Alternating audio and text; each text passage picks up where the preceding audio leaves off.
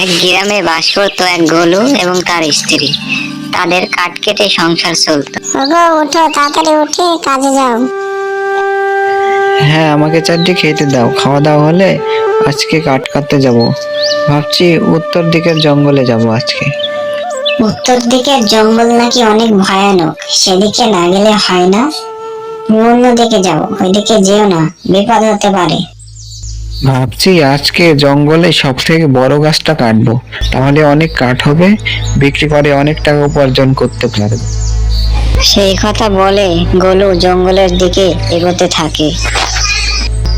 অবশেষে গোলু জঙ্গলে পৌঁছায় আর দেখতে পায় জঙ্গলের সব থেকে বড় গাছ।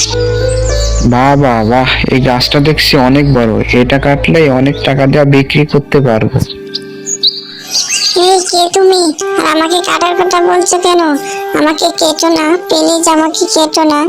আমি বাঁচতে চাই, আমাকে কেটো না প্লিজ। তোমাকে না কাটলে আমি বিক্রি করব কি, আর সংসার চলবে কিভাবে? দাঁড়াও, তোমাকে একটা সোনার জিনিস দিচ্ছি, এটা বিক্রি করলে সারা জীবন বসে থেকে খেতে পারবে। সেই সোনার বাক্সটা নিয়ে গোলু বাড়িতে চলে আসে।